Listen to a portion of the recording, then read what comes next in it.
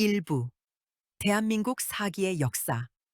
우리나라는 근대화 이후 오늘에 이르기까지 시대의 변화와 궤를 같이하며 모습을 달리해 온 굴지의 사기 사건들을 반복적으로 겪어왔습니다. 사기는 마치 살아있는 생물처럼 그 시대의 욕망과 결핍을 먹고 자라났습니다. 1980년대와 90년대, 거대 권력과 고수익의 환상. 1980년대에는 이른바 큰 손으로 불리던 장영자의 어음 사기 사건이 국가 경제의 근간을 흔들었습니다. 이어 1990년대 금융 자유화 바람이 불자 각종 동업 투자 사기와 유사 금융 범죄가 독버섯처럼 번졌습니다. 특히 외환위기 전후 삶의 벼랑 끝에 몰린 개인들의 절박함을 파고든 다단계 범죄와 고수익 미끼 사기는 수많은 가정의 판단력을 무너뜨렸습니다. 2000년대 부동산 욕망의 탈을 쓰다. 2000년대에 들어서며 사기의 주무대는 부동산으로 옮겨갔습니다. 분양권과 입주권을 둘러싼 거래 사기부터 실체 없는 개발 사업들이 투자에 외피를 쓰고 투자자를 모집했습니다. 사업 수행 능력도 자금 조달 구조도 갖추지 못한 이들이 파산에 이르는 과정에서 개인들은 평생 모은 자산을 속수무책으로 잃어야 했습니다. 2010년대 조직화 플랫폼화된 합법의 가면. 2010년대에는 지역주택조합, 플랫폼을 통한 구조적 사기가 전국을 휩쓸었습니다. 이 시기의 사기는 더 이상 1대1의 개인적 거래가 아니었습니다. 조직적이고 대규모이며 형식적으로는 합법을 가장한 교묘한 형태로 진화했습니다. 개인의 상식과 판단만으로는 도저히 위험을 가늠할 수 없는 단계에 진입한 것입니다. 현재 사기의 일상화.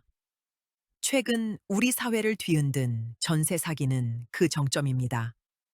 전 세계에서 유일한 전세 제도의 허점을 파고든 이 범죄는 주거라는 인간의 가장 기본권을 정조준했습니다. 등기부등본상 깨끗해 보이고 절차 또한 정당해 보였으나 사실은 처음부터 보증금을 돌려줄 수 없는 구조 속에 설계된 덫이었습니다. 일상 속으로 침투한 보이스피싱과 로맨스 스캠, 그리고 AI 기술을 이용해 가족의 목소리까지 위조하는 사기까지 등장했습니다. 사기는 이제 광고의 형태로 당당히 노출되고 있으며 국경을 넘어 가상화폐라는 은닉의 수단을 타고 전방위적으로 확장되고 있습니다.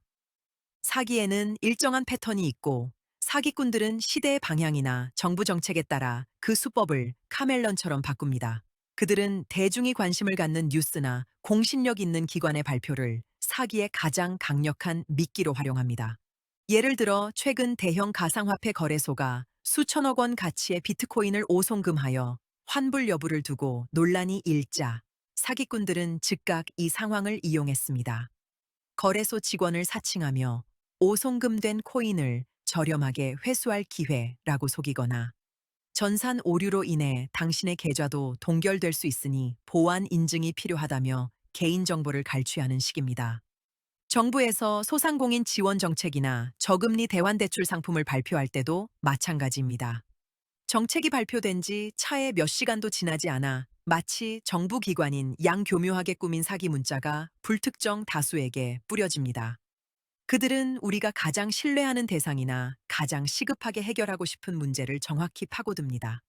결국 사기꾼들은 우리보다 먼저 시대를 읽고 정부 정책의 빈틈을 찾아내며 기술의 발전을 범죄의 도구로 선점합니다. 이처럼 사기는 우리가 인지하지 못하는 사이에 합법과 비즈니스의 탈을 쓰고 우리 일상 바로 옆까지 다가와 있습니다. 사기를 당하는 근본적인 이유는 피해자의 정보나 지식이 부족해서가 아닙니다.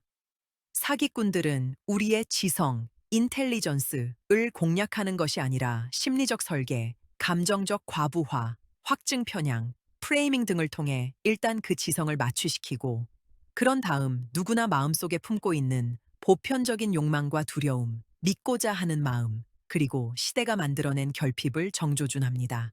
그들은 피해자가 가진 일말의 의구심조차 스스로 잠재우게 만드는 법을 압니다. 당신이 가진 소망과 욕심을 자극하여 그것을 사기, 설계의 핵심 재료로 삼는 것이 그들의 기술입니다. 사기꾼은 덫을 놓을 뿐 그 덫 안으로 발을 들이게 만드는 동력은 역설적이게도 피해자 자신의 간절함입니다.